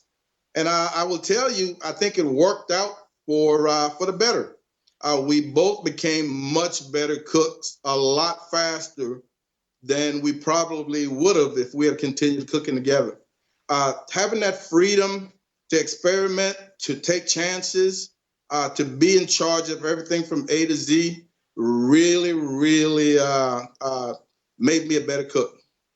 Clarence Joseph joining me here on the show, pitmaster of Momma and Papa Joe's Barbecue, one of the teams that will be following all next competition season in 2016, kind of fitting into that 15 to 20, maybe 25 range. Plus, CJ gives cooking classes, which we're going to be able to really get an inside look at as well this year, which we've never been able to do, which we appreciate.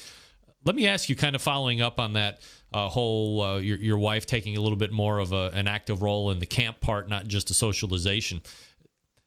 Because of what you said with your previous cooking partner, does any of that on the outset here worry you that if she wants to take more and more role, that there's going to be that conversation that might have to take place? Or worse, she takes more of a role, and at the end of a contest, you feel like maybe she did something that put you guys down a couple points and you missed a GC, or something else where she feels you've done something, and now there's a whole car ride home where something might have to be talked about. Because you still live with her, right? Great question. I really, really believe that the wife and I, we've got a great understanding of our dynamics at a barbecue cook-off. She knows and believes in me as a head cook. I don't think she would ever get to that point where she would want to really start controlling and making these important decisions, these detailed decisions concerning what goes on at a cook. She trusts me. She understands that I've got that knowledge, that ability, and she's behind me 100%. Now, the part where she really, really burns me sometimes, and in a good way, because you definitely have to have that honest conversation in terms of how your meats taste on a particular day. Every time we're at a cook-off and we produce something, we want it to be great. And when somebody tells you that it isn't, it really burns, and there may be times when I have to step away from her for a few, just to get over it. But I need that honest opinion, and she is definitely the person to provide that. And she'll keep me grounded. She keeps me very well grounded. I've been known to get a little bit butthurt or something at cook-offs, and or sometimes if I'm a little too happy, she'll bring me back down. So she keeps me on an even keel. And like I said, she understands her role as my teammate, as my partner. For the people that are just kind of on the periphery of competition barbecue, or maybe they don't prefer to listen to these segments versus some of the other stuff that I covered during the course of the show regarding the industry, they might find it a little odd that somebody could get mad, or that they have to step away, for whether it be your wife or a friend or a teammate or whatever. But just for the people to gain a little bit more insight, this is very real and very important and very passionate for you when you're at competitions. You're not just going to have fun, you're going to win. Oh, absolutely. You'll hear a few cooks talk about they do this just for fun. Greg, this hobby is a little too expensive to be out there doing it for fun. Yeah. I can find cheaper ways to have fun. I can find much cheaper ways to have some fun. So I'm one of those cooks, along with many others out there, that take it very seriously. I'm not out there to have fun. Fun just happens to be a part of it. But my primary mission out there is to go out there and try to win. And I will do everything within my power. I go out there and I'm one of those cooks that may be a little too detailed for a lot of other cooks. And I like things done a certain way. There's some things, for example, my wife will not touch because she knows that is mine. I want it done a certain way. And I'm the only one I feel can do it. I've had other teammates when my wife is not able to be out there who come and help me, and they understand the same thing. We get some things straight before they come out there. This is my shop. I make the decisions. If you ever feel like you want to start making decisions or giving me advice, then maybe it's time for you to go on out and form your own team. This is my shop, and I run it the way I do. But in terms of seriousness, I don't know if there's anybody more serious than I am. CJ, I'm absolutely out there to win every single cook-off. CJ, in terms of competitions next year, you're still looking in that like 15 to 20 range? I'm still looking, Greg. I'm pushing between 20 and 25. Okay. I'm really hoping to hit 22, 23, along with 9 classes, 9 of my classes. So it's gonna be a busy year, and I'm so looking forward to it. I asked Ryan the same question I'm going to ask you. In terms of 2016 overall goals, what do you have penciled in right now? My top goal for every year is always making it to the Jack. It's one of those bucket list things that I absolutely want to accomplish at some point. So I'm always chasing those 7 qualifiers. I'm fortunate this year I get an opportunity for an automatic invite with the Houston Livestock Rodeo. I get to cook that one this year, but every year that I set off on a new cook-off year, the Jack is always my goal. I would love to be able to reach the neighborhood of 10 grands this year.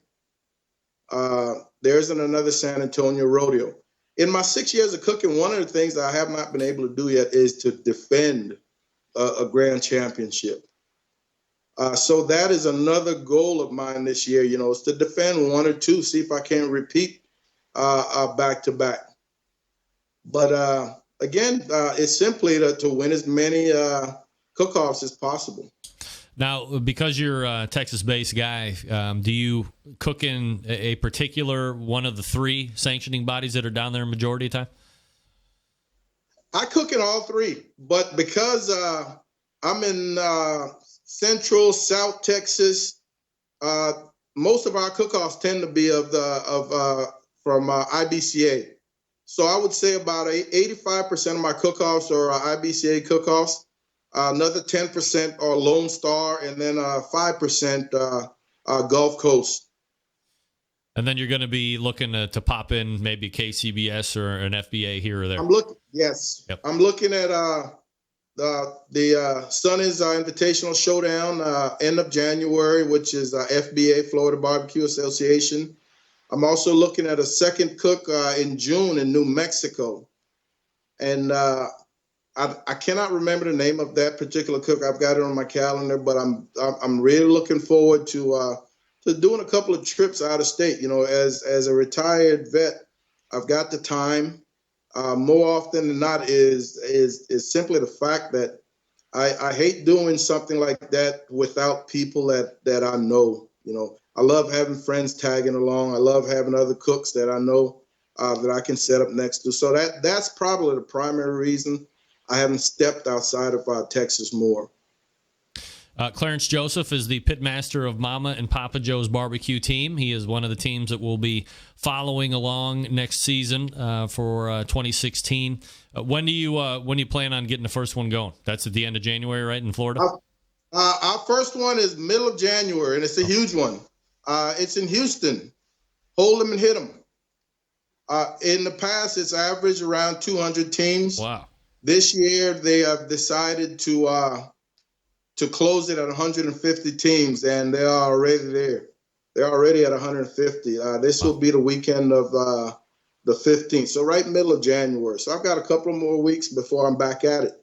All right, so we will get you back on and recap that event. We can also lay out flavor profiles that you're going to be starting out with, and any adjustments you've made from one season to the next. And then I'm really going to be looking forward to kind of getting the insight from a cooking class perspective as somebody that's giving it, and kind of how you get the draw and how you get people attracted, and what you're teaching and all that good stuff too. So I'm looking forward to a very productive and insightful 2016 with CJ from Momma and Poppa Joe's. Good luck at that contest, man. We'll talk soon.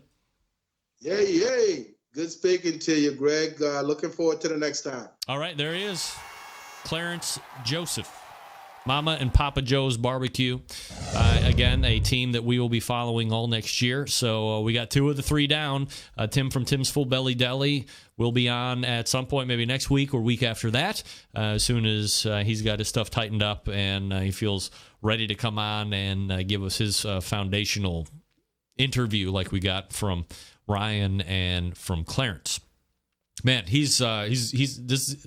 I think I have hit a home run with personalities at least. Who cares if they win? They're going to be fun to talk to. I think they're going to be very open and willing to give their fortuitiveness to the show and, talk about things that are really going on. And, I think at some points it's probably not going to be barbecue related. It's going to be, personal stuff. I mean, it doesn't have to get all slimy and gooey, but we want to know what's going on. We want to know what the life of a real barbecue cook is and what it takes.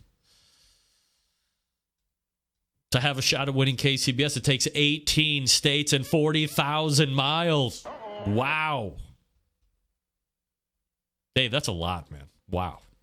That is commitment. Congratulations. All right, folks, let me talk to you quickly about the 2015 Barbecue Tool of the Year. They come in 3 awesome sizes to fit your injecting needs. From backyard cooks to caterers to restaurant chefs, the Power Injector is right for you. Let's break it down. Let me tell you a little bit about each one. Number 1 seller is the half-gallon Chops Power Injector System, designed for competition or to pump up the backyard warrior like me. Easy to use, clean it, fill it, pump it, and go. If you have just 1 brisket or pork shoulder to do, you don't need to fill it up all the way. Just put in what you need. It uses it all. Comes with 14-gauge needles, 2 replacement needle adapters, 3 plug screws, and a needle protector. It's $100 plus you pay the shipping. Then there's the 1-gallon Chops Power Injector System. Designed for the bigger cater jobs. Holds double the amount of the half-gallon system. Some use it in competitions, like when you cook MBN, whole hog, or maybe you're cooking 10 shoulders to get that perfect one. Comes with 14-gauge needles, 2 replacement plastic needle adapters, 3 plug screws, and a needle protector. This one's $120 plus shipping anyway. Then the newest one, the Chops Full Power Injector System. It is electric. It is the commercial and competition Big Daddy. It's not a holding tank, but a 3.5-foot pickup tube that you can put in any size container, from a few ounces to a 55-gallon drum. It was designed for Chef Rob at the best barbecue restaurant in Kansas City. He said time and time again that with the Chops Full Power Injector System, his briskets are better than ever. It comes with metal needle adapters, 14-gauge needles, 3-inch 12-gauge needles, 2-inch 11.5-gauge needles, 3 plug screws, and a needle protector. $325 plus shipping anyway. A number of the top pit masters and restaurateurs in the world are using the Chops Power Injector System every day to make their barbecue better than the rest. Because here's the thing. We live in a foodie world that requires flavor in every bite, right?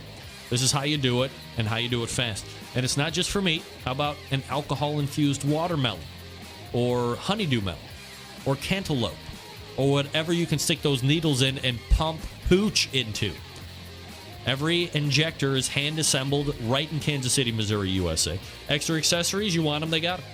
Want to shoot medium ground spices? They have 2-inch closed-tip needles, perfect for shooting fatty meats and from plugging up the needles with fat.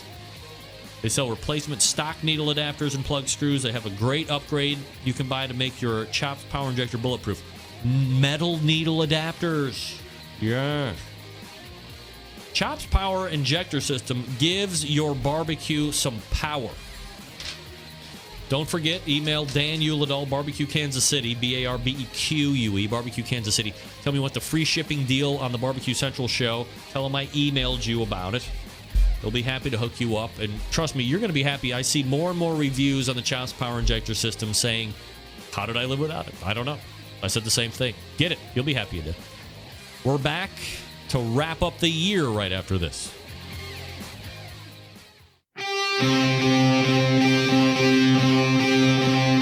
Get in the smoke. Call 877-448-0433 to get on the air. Now, here's your host, Greg Rempe.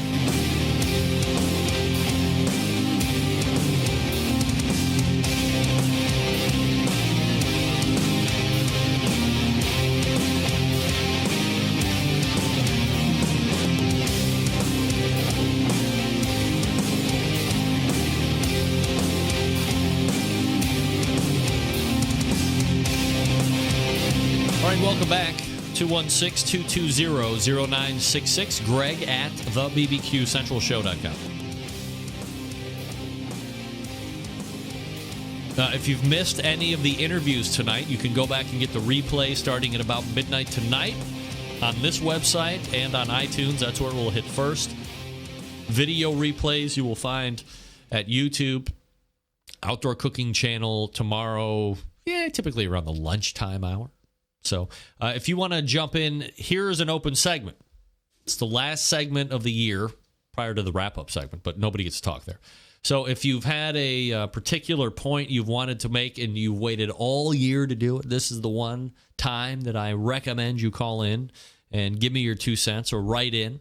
If you've had a favorite guest that you would like to weigh in on over the course of the last 12 months, I encourage you to call in or shoot me an email about it.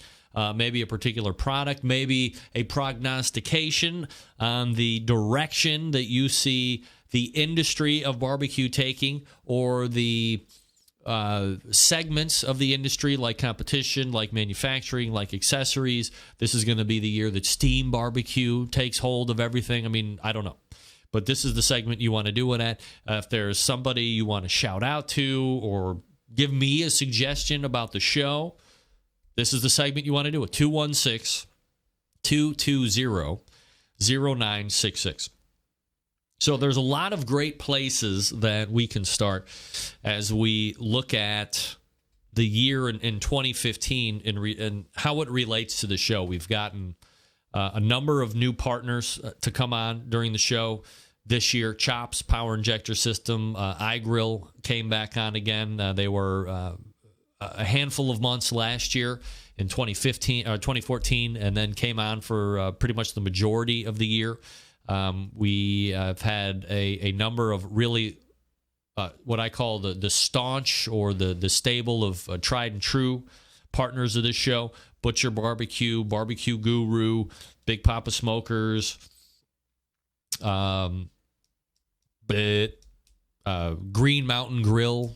That's who I was thinking of. Cookshack has been around pretty much all year this year. So some of the biggest names in the industry are finding value to partner with this show. And look, if you've ever wondered about what it takes or you really want to, there are some companies that are dropping at the end of the year just because this is when they did it last year, so that's going to be it.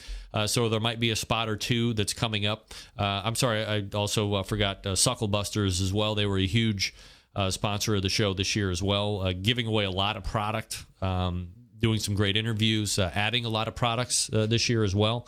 So I'm just humbled that anybody would even spend $1 with this show and finding the value in it. Let's go ahead and race over to the hotline and take a call. We are at area code 412, name and where you're calling from. Pittsburgh, PA. Pittsburgh, PA. And your name, sir? This is Hootie from Blowfish Barbecue. Hootie, how are you, buddy? Great yourself, Greg. How you doing tonight? Not too bad. What can I do for you? I just wanted to, tell you had a great year of segments this year. A lot of insightful stuff on the barbecue, and you really stepped the game up in 2015. I hope to hear a lot more in 2016. And I just want to say you had some really great interviews with like Aaron Franklin there and Ben Lang. Really appreciated those.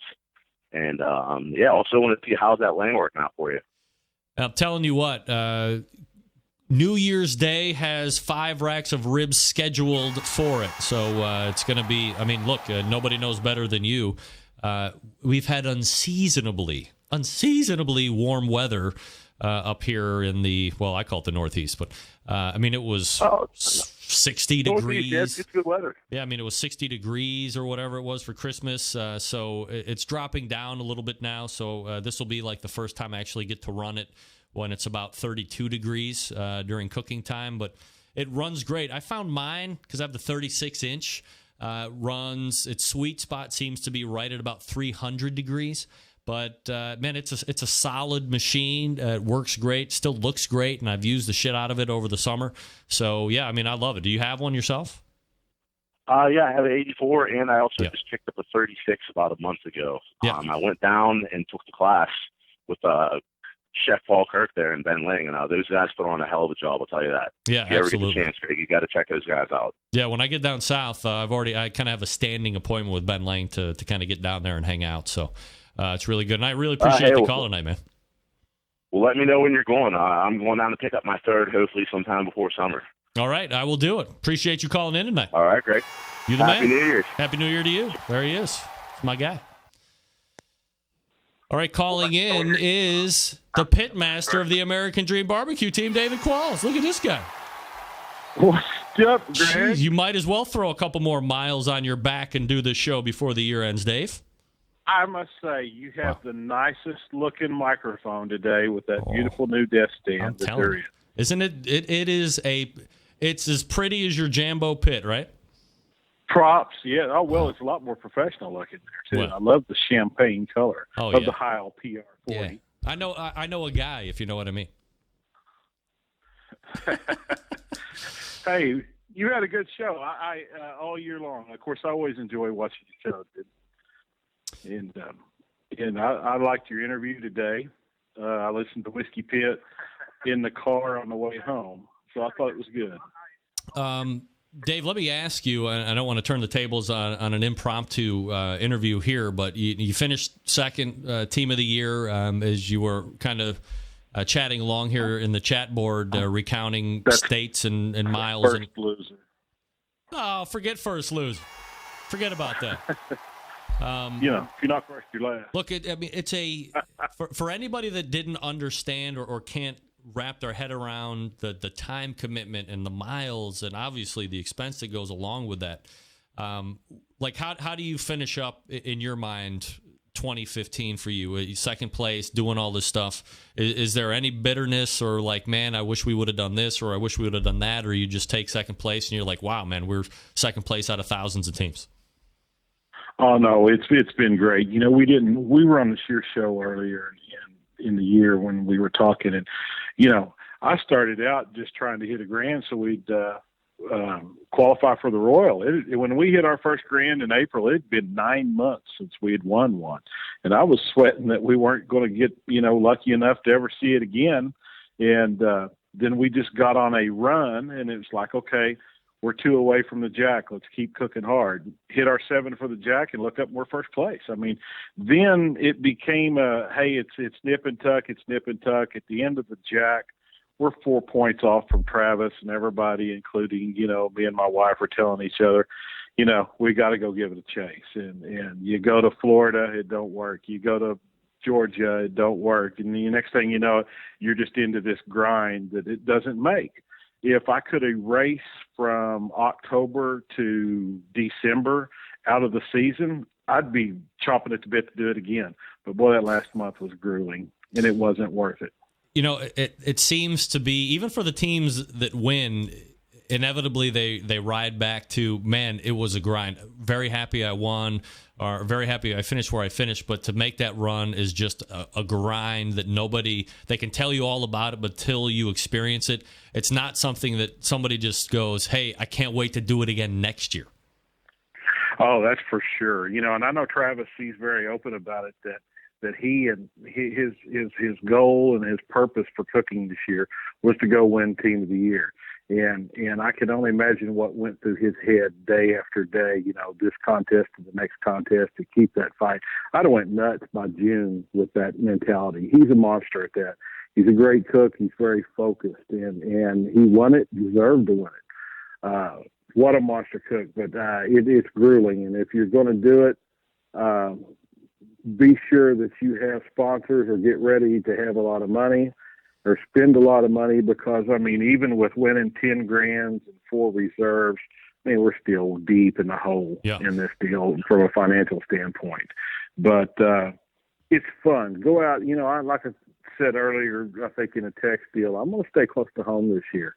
I'm going to go out and have fun again, instead of, hey, I need one more for the jack. Oh, I need one over 10 points. I need 10 points. I'm done with all that. I've had my run, and now it's time to let's just go have fun again. Dave, because you were out and you visited so many states and you saw so many teams, do you think that there's a rise of the majority of teams wanting to do what you did to some degree going forward, or do you think that there's more of a rise of teams wanting to do what you just said, stay a little bit more local and start to get back to having a little bit more fun? I think I see both of those. I think I see some people like we just heard Ryan Grob say he's going to make a run at it this year, and that's great. And you've got to be focused, and you've got to be ready at home, and you've got to be ready at work to do that, because it takes more commitment than just you as a team to do this. If you're working, or if you own your own business or whatever, you're going to be looking to your partners and your coworkers to support you in this, because you're going to be gone. It's like going out on tour, and it for sure is. But I see some teams that have the caliber of doing this, but I also see probably 2016 is the last year that we see the Team of the Year format the way it is, which turns it into this 12-month marathon. I think KCBS is going to be working on regrouping how they do Team of the Year, probably, I would say, beginning in 2017. That's going to make it much easier for every team that cooks to have a shot at being a Team of the Year. Dave, let me ask you one question here, and I know we've talked in the past, both on and off air, about growing competition barbecue, and I asked Ryan the same question I'm going to ask you. Do you think, and as you look over sheer numbers of teams that competed the year before this year, and you see that there's a 700-team contraction, one would probably correlate. Sure, some are probably just going to wash out, but there has to be some correlation to how having to be competitive now and the associated costs with that treats teams, and how some teams can fit that into a budget, and probably the majority of those teams that washed out between one year to the next decided that they couldn't financially step up. Do you think that the pit masters have kind of jacked up the price on themselves with pits and with gadgets and with the high-profile beasts and stuff that they didn't or they weren't doing 5 and 6 and 10 years ago? Well, it's supply and demand. Everybody's looking for that magic bullet, and there are people capitalizing on being able to offer the magic bullet. But it's, I'm textbook case proof right here. We started cooking really in 2012 seriously, and made the run we run in 3 years after you talk to guys that's cooked 10 years. It's the classes, it's the internet, it's stuff like your show right here. People are listening to your show not only because they're barbecue enthusiasts, but, you pick up a little nugget here or there when you have a team on talking about something. And as simple as charcoal or whatever, adjust that mic stand a little bit better. You should have bought that one for me too. You wouldn't have to do that. But anyway, it's the bar is raised, and anytime the bar is raised, supply and demand, everybody wants something better. Can you tweak my Jambo? Can you tweak a WSM? Can you make something that works better? And I see some teams dropping out. What concerns me the most, and I don't want to eat up a lot of your time here, is that we are oversaturating the industry a little bit too. If you say 700 teams dropped out, is that true or not? We've added so many more contests this year, but we're only tracking the guys that are dues paid KCBS members. How many people competed that did not have a KCBS membership card, so their numbers don't go to KCBS for Team of the Year tracking? So you would have to take every contest and manually add the scores to see that difference. I just don't think it's down as much as everybody thinks it is. should the focus then be on making teams become members of KCBS so you have a little bit more of a traceability of that? Well, not for that reason, but I've said all along that if you're going to cook in a KCBS sanctioned contest, you should be a KCBS member for a lot of reasons besides just geopolitical. I mean, I think there's liability reasons. I think there's, jurisdictional reasons that should happen. KCBS doesn't want to address that. They only want judges to be members. But I think that if you cook in a contest, you should be a KCBS member. I believe at some point there's going to need to be intermediate divisions of contests, not just it's a backyard contest or it's a master series. I think at some point we're going to have to create some contests that allow the learning teams and the young teams to have the ability to compete on a more level scale. That whole guinea pig idea is a great idea in its concept of leveling the playing field for everybody has meat and stuff. And that's where I think, that's not necessarily the end all of the deal because anybody can still enter that, but we need to create some contests or create some divisions that allow those teams that have won less than 3 grand championships in 5 years to compete at a different level to get their skill up. Otherwise, if you get, if you send Manny Pacquiao up against Mike Tyson every fight, Manny's going to quit fighting because there's no way he can beat Tyson. He may get a shot in on him, but that's it. So we need to create some divisions in barbecue to see this thing go further, in my opinion. David Qualls is the pitmaster of the American Dream Barbecue team, and he is second overall KCBS Team of the Year, Monster Year. Congratulations to you and Chris, David, on an absolutely great year. And more importantly, enjoy your time off and enjoy having some fun next year, and we'll talk again soon. No, I just called to razz you about your microphone, but thanks for the time, and I appreciate everything that you do for barbecue and for teams as well. Thank you, David. Appreciate it. Bye. There he is. David Qualls, if you need him. Do you need him? Yeah, of course. And he has taken me to my last read of 2015, Suckle Busters. Folks, if you're like me, you'll love Suckle Busters. Oh my goodness, everybody getting into the Suckle Busters craze. The new Suckle Busters stuff, the honey barbecue glaze and finishing sauce. All of the rubs. They have 4 new rubs out. 4. It's not a lot of people out there right now that are making 4 more rubs to complement all of the rubs that they have. Now, maybe they don't have any rubs at all. This is the first 4 they're bringing to market. No. Dan Arnold is a prolific products portfolio, sauces and rubs, all award-winning. The new ones are hitting the market now, so head on over to sucklebusters.com.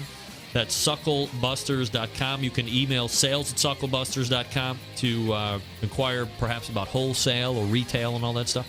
972-393-9509 is the phone number. Of course, the website, sucklebusters.com. So be sure to frequent them. Loved having them on this year. Wonderful stuff. And we will be back to wrap up this show right after this. Stick around. We'll be right back. Big name interviews, advice on cooking brisket and ribs, and the only host willing to share his honest opinion on all things important in the world of barbecue. It's the Barbecue Central Show. All right, welcome back. We're going to go ahead and wrap this one. Thanks to everybody who called in on the open segment. Love that. All the way back in the first hour, we had Ryan Group. What is going on here? Oh, all right. Yeah. Never mind. I'm way off base. Way off base. We had Ryan Group from Backdraft Barbecue. Then we had Nick winning Can a Freshman Say It? And he won it, by the way, because he has he is able to outthink freshmen, whatever that means. Then in the second hour, we had a conversation with Clarence Joseph from Momma and Papa Joe's Barbecue, getting some groundwork for him. He's one of the other teams we're going to be following in 2016. And then we had some... That did not happen. That really happened. God, I hate it when my stuff runs efficiently. And then we had some great calls there in the last segment. So let me do this. Everybody that's listening, everybody that's watching, Happy New Year to you. I really appreciate you sticking with the show again for another 12 months as we turn the calendar year to a new year of shows. 2016 will be better than the last 7. You watch. Lots of things in the works. Lots of great shows planned. A lot of great recurring guests that continue on with the show to bring you some of the great stuff you're expecting. I mean, who knows what's going to happen, really? The show is on a rocket ship to Barbecue Universe. That could be the name of my new TV show. Let me tell you this. Have a great New Year's. Have a safe New Year's. We want everybody back here next Tuesday, first and foremost. Secondly, November 11th, 2001. What? September 11th, 2001. I will never forget. And until next Tuesday, next year, it's your program host and proud U.S. American, Greg Rempe. Good night now.